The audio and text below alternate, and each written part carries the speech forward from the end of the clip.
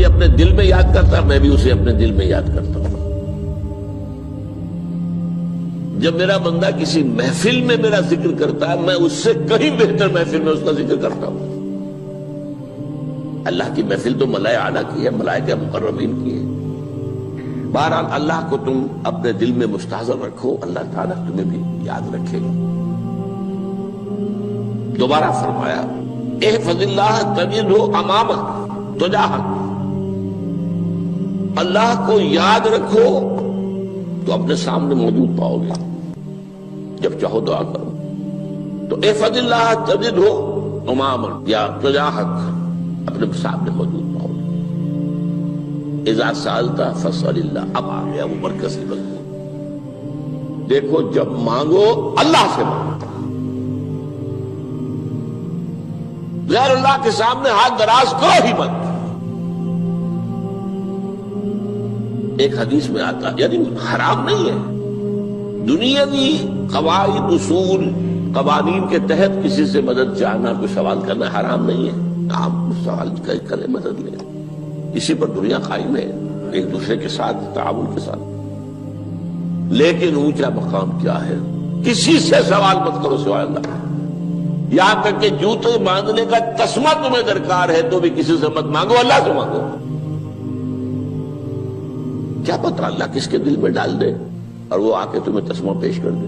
ہوتا ہے ایسا، مسافات ہوتا ہے۔ جو اللہ کے ساتھ لو لگا کر رکھنے والے ہیں ان کے تو ایسے واقعات ہوتے ہیں کہ دل میں ایک بات آئی اور اس کے بعد وہی بات جو ہے وہ کوئی شخص آ گیا اور اس نے وہ بات پوری کر دی۔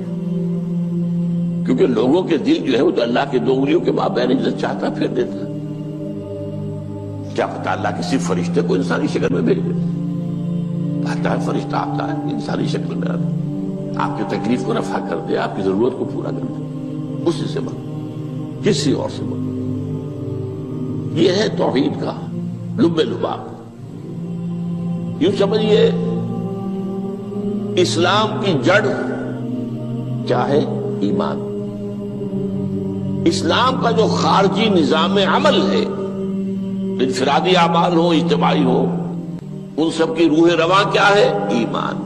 ٹھیک، ایک بات ہو گئی۔ ایمان کا خلاصہ لب لباب کیا ہے؟ ایمان باللہ۔ جیسے ایمان بالآخرہ بھی ہے، ایمان بالملائکہ ہے، ایمان بالانبیاء ہے، ایمان بالرسل ہے، ایمان بالکتب ہے، ایمان بالقدر ہے، لیکن اصل ایمان، اسی لیے ایمان مجمل میں آپ کو معلوم ہے کسی اور چیز کا ذکر نہیں۔ آمنت باللہ کما ہوا باسمائہ وصفاتہ وقبلت جمیع احکامہ اقرار باللسان وتصدیق بالقلب، یہ ایمان مجمل ہے۔ اجمالی طور پر ایمان اس کا نام ہے، ہاں مفصل تفصیلی طور پر آمنت باللہ وملائکتہ وکتبہ ورسلہ والیوم الآخر والقدر خیرہ وشرہ من اللہ تعالی۔ تو اسلام کی جڑ ایمان، اور اسلام کا سارا جو نظام عمل ہے، چاہے انفرادی اعمال ہو چاہے اجتماعی، ان سب کی روح رواں ایمان، اور ایمان کا خلاصہ ایمان باللہ۔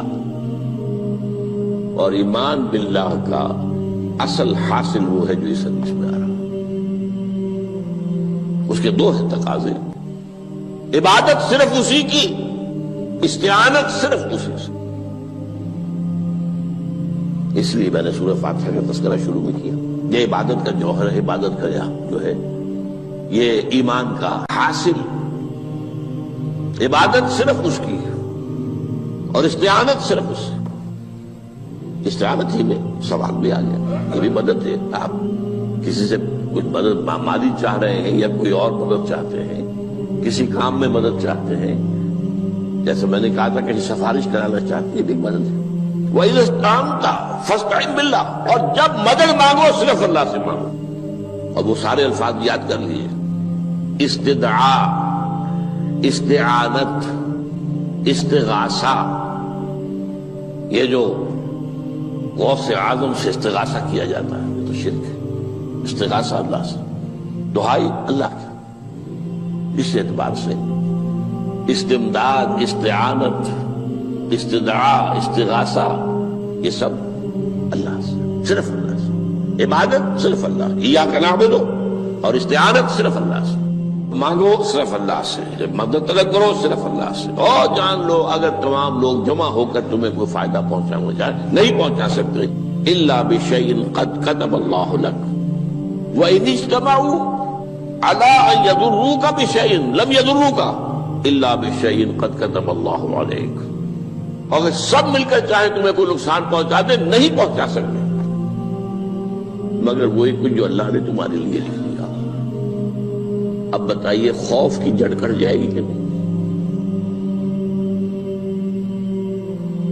یہ جو ایمان جو ہے یہ خوف اور حزن دونوں سے نجات دلانے والی بات ہے۔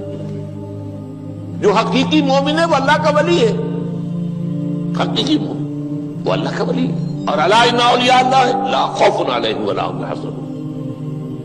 یہ اولیاء اللہ کو علیحدہ مخلوق نہیں ہے، کوئی ان کے سر پہ سینگ نہیں ہوتے، انسان ہی ہوتے ہیں، لیکن حقیقی معنی میں مومن ان اعتبارات سے جو آج ہم پڑھ رہے ہیں ایمان اس درجے کا پہنچ گیا تو اللہ کا ولی ہے۔ ان لوگوں کے لیے خوف کس بات کا ہوگا؟ کس سے خوف کروں؟ اس کے ہاتھ میں کچھ ہے ہی نہیں، اور اگر کچھ اللہ نے میرے لیے لکھ دیا وہ آ کر رہے گا، چاہے میں لاکھ گڑ گڑاؤں اس کے سامنے کہ مجھے چھوڑ دے، اگر اللہ نے لکھا وہ آیا وہ تو آئے، تو کاہے کو اس کے سامنے گڑ گڑانا، کاہے کو جبرسائی کرنا اس کے سامنے، اور کسی کے ہاتھ میں کچھ ہے ہی نہیں، میرا خیر ہے ہی نہیں، کاہے کو خوشامد کرو اس کی۔ اور سنیے، رفعت الاقلام، دیکھو نوجوان، قلمیں اٹھا لی گئی ہیں، وجفت الصحف، اور جو رجسٹر ہیں صحیفے ان کی سیاہی خشک ہو چکی ہے۔ یہ ہے وہ اللہ کا علم، اس میں ہر شے لکھ دی گئی ہے، اس کی قلم اٹھا لیے گئے۔ جیسے آپ کو معلوم ہے امتحان ہوتا تھا، 3 گھنٹے ختم ہو گئے، اسٹاپ رائٹنگ، بس اب قلم رک جانا چاہیے۔ وہ قلم تو تقدیر کا کاتب جو ہے وہ قلم اس کا اب اٹھا لیا گیا، اور جو صحیفے جن پر لکھا گیا وہ خشک بھی ہو گئے۔ یہ تو روایت ہے جو امام ترمذی نے جس کو روایت کیا، یہ متن ان کا ہے جو ہم نے پڑھا ابھی، اور ان کا قول یہ ہے کہ یہ حدیث حسن صحیح ہے، لیکن یہی روایت اور انہی راوی سے عبداللہ ابن عباس سے رضی اللہ تعالیٰ عنہما اور بھی محدثین نے کی ہے، تو اس میں سے ایک اور متن جو ہے وہ یہاں پر امام نووی نے دے دیا ہے۔ احفظ اللہ تجدہ امامک، یہ تو پہلا وہ ٹکڑا تھا، وقت تو جاہک تھا، یہاں امامک ہے، امام مطلب ایک ہی ہے، اپنے سامنے پاؤ گے۔ اللہ کی حفاظت کرو، اللہ کو دل میں، اللہ کی یاد کو محفوظ رکھو، گویا کہ اللہ کو مستحضر رکھو۔ ذکر اللہ کے معنی کیا ہے؟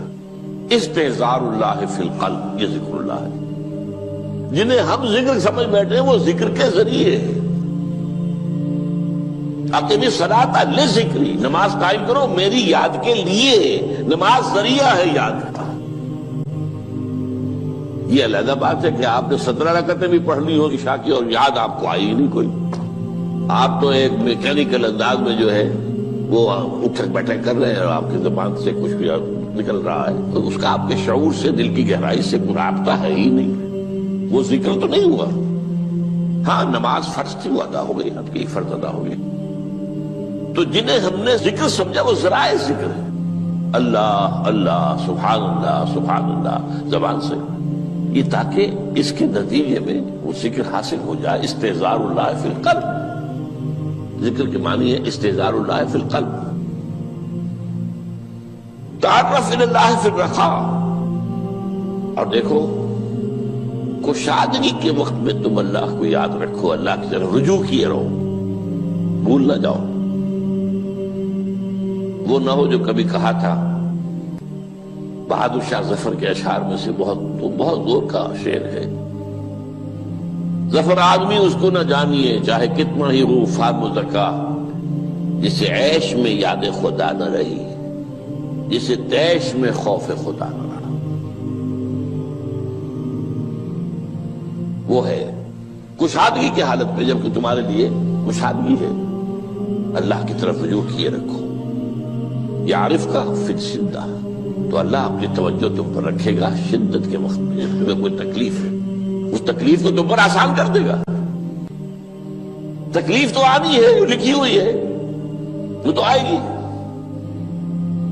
لیکن یہ کہ اللہ تعالیٰ اس کی شدت کو، ایک ہی چیز ہے جس کو ایک انسان بہت شدت کے ساتھ محسوس کر رہا ہے، دوسرا آدمی اتنا نہیں محسوس کر رہا ہے، احساس کا معاملہ ہوگا نا۔ وہ تو اصل میں اگر انسان کی نرز کٹی ہوئی ہے تو احساس ہوگا ہی نہیں، سرے سے ہی نہیں ہوگا۔ تو اس اعتبار سے اللہ تعالیٰ تمہارے لیے وہ شدت کی کمی کر دے گا۔ وَاعْلَمْ أَنَّمَا أَخْطَأَكَ لَمْ يَكُنْ لِيُصِيبَكَ، اور جان لو جو چیز تم سے چھوٹ گئی ہے، رہ گئی ہے، وہ ہرگز تمہیں ملنے والی نہیں تھی۔ اب آپ نے کسی ملازمت کے لیے درخواست دی ہے، درخواستیں مانگی گئی ہیں، اپنی سی محنت کر لی، نہیں ملی ملازمت، اب آپ بیٹھے ہوئے افسوس میں، رنج میں، غم میں، فلاں نے یہ کر دیا، فلاں نے یہ کر دیا، وہ فلاں جو ہے بڑی تکڑی سفارش لے آیا تھا، فلاں نے رشوت دے دی۔ چھوڑو میاں اس کو، وہ تمہارے لیے نہیں تھی۔ کاہے کو اپنے ذہن کے اندر یہ کھچڑی پکا رہے ہو بیٹھے ہوئے؟ خواہ آپ شاید سوء ظن میں بھی مبتلا ہو رہے ہو، کسی نے نہ رشوت دی اور آپ سمجھتے ہو کہ رشوت دی ہے اس نے۔ یہ ساری چیزیں جو ساری سیئات، ان کی جڑ کٹ جائے گی۔ وَاعْلَمْ أَنَّمَا أَخْطَأَكَ لَمْ يَكُنْ لِيُصِيبَكَ وَمَا أَصَابَكَ، اور جو چیز تم پر آ گئی، لَمْ يَكُنْ لِيُخْطِئَكَ، ہو ہی نہیں سکتا تھا کہ وہ تم پر نہ آتی۔ یہ کر لیتا تو ہو جاتا، شاید یہ کر لیتا، میں نے ٹیکا پہلے لگوا دیا ہوتا تو یہ بات نہ ہوتی۔ بھائی وہ جو ہونا تھا وہ ہونا تھا۔ اب یہ وہ چیز ہے جس سے انسان میں کیفیت پیدا ہوتی، تسلیم و رضا۔ ہم بھی تسلیم کی خو ڈالیں گے، بے نیازی تیری عادت ہی صحیح، اے اللہ جو تو نے چاہا مجھے قبول ہے۔ اسی لیے میں نے آپ کو آیتیں سنائی سورہ تغابن کی، ما اصاب من مصیبت الا باذن اللہ، کوئی مصیبت نہیں آتی مگر اللہ کے اذن سے۔ وَمَن یؤمن باللہ یہد قلبہ، جو اللہ پر ایمان رکھتا ہو اللہ اس کے دل کو ہدایت دے دیتا ہے۔ ہدایت کس بات کی؟ تسلیم و رضا۔ سر دوستاں سلامت کہ تو خنجر آزمائی، نہ شبد نصیب دشمن کے شبد ہلاکت دے گا۔ اے اللہ تیری طرف سے ہے، مجھے قبول ہے، اور بظاہر مجھے تکلیف ہو رہی ہے لیکن یقیناً اس میں میرا کوئی خیر ہے۔ بیدک الخیر، تیرے ہاتھ میں تو خیر ہی خیر ہے، جو بھی تیری طرف سے آئے۔ سر تسلیم خم ہے جو مزاج یاد میں، اور یہ مضمون جو ہے زیادہ بڑے پیمانے پر سورہ حدید میں آیا ہے۔ ما اصاب من مصیبت فی الارض ولا فی انفسکم الا فی کتاب من قبل ان نبرأہا، کوئی مصیبت نہیں آتی نہ تمہاری جانوں میں نہ زمین میں، زمین میں زلزلہ آ جانا، سیلاب آ جانا، کچھ اور زمین کا دھنس جانا، یا یہ ہے کہ تمہاری جانوں میں کوئی بخار ہو گیا، کوئی اور تکلیف ہو گئی، اچانک معلوم ہوا کہ انسان تو کینسر ہے، اور کینسر بھی اب 3rd سٹیج کو پہنچ چکا ہے، لیکن جو بھی آیا ہے وہ اللہ کے علم کی کتاب میں پہلے سے لکھا ہوا ہے۔ فی کتاب من قبل ان نبرأہا، یہ کتاب میں درج ہے اس سے پہلے کہ مجھے ظاہر کرے۔ اس کا نتیجہ کیا نکلنا چاہیے؟ لیکن لا تأسوا علی ما فاتکم ولا تفرحوا بما آتاکم، افسوس نہ کیا کرو جو تم سے جاتا رہے، چھوٹ جائے، کوئی عزیز فوت ہو گیا، کوئی موقع ہاتھ سے نکل گیا، ارے بھائی میں چوک گیا، بڑا موقع تھا، اب اس پر افسوس کر رہے ہیں۔ نہیں، جو چیز لیکن لا تأسوا علی ما فاتک ولا تفرحوا بما آتاک، جو اللہ تمہیں دے دے اس پر اتراؤ مت۔ وما اصابک لم یکن لیخطئک واعلم ان النصر مع الصبر، اور جان لو اللہ کی مدد صبر کے ساتھ آتی ہے، جو آئے اس کی طرف سے جھیلو۔ زبان پر کلمہ شکوہ اور شکایت نہ آئے، اللہ سے شکایت نہ آئے، تسلیم و رضا، جو تیری رضا ہے۔ تیری صحت ہمیں منظور ہے لیکن اس کو، مولانا محمد علی جوہر ایک مرتبہ جیل میں گئے، ایک بیٹی بیمار ہوئی، فوت ہو گئی، اس کے بعد دوسری مرتبہ پھر جیل میں گئے، دوسری بیٹی کو وہی بیماری ہوئی، جیل میں اطلاع ملی کہ بیٹی کو یہ بیماری ہو گئی ہے، تو خط لکھا ہے اشعار کی شکل میں، کا آخری شعر یہ ہے: تیری صحت ہمیں منظور ہے لیکن اس کو نہیں منظور تو پھر ہم کو بھی منظور۔ ہم تو چاہتے ہیں میں بیٹی کے تجھے شفا ہو جائے، اسے منظور نہیں تو پھر ہمیں بھی بتا۔ وَاعْلَمْ أَنَّ النَّصْرَ مَعَ الصَّبْرِ وَأَنَّ الْفَرَجَ مَعَ الْكَرْبِ۔ فرج، فراخی، کھل جانا کسی چیز کا، یہ ہے کرب کے ساتھ، تکلیف کے ساتھ، تکلیف ہوتی ہے ساتھ۔ اللہ نے قانون بنایا ہے دنیا کا۔ اب آپ اندازہ کیجئے بچے کی ولادت میں ماں کو کتنی تکلیف اٹھانی پڑتی ہے۔ آج کل تو فیشن ہو گیا ہے، سیدھے سیدھے جاؤ آپریشن کراؤ، تکلیف سے بچ جاؤ، لیکن یہ ہے کہ یہ بھی آپ کے علم میں ہوگا، وہ ساری تکلیف جیسے ہی بچے کو لا کر ماں کے برابر لٹایا ہے، ساری تکلیف ختم، پھر جو راحت میسر آتی ہے۔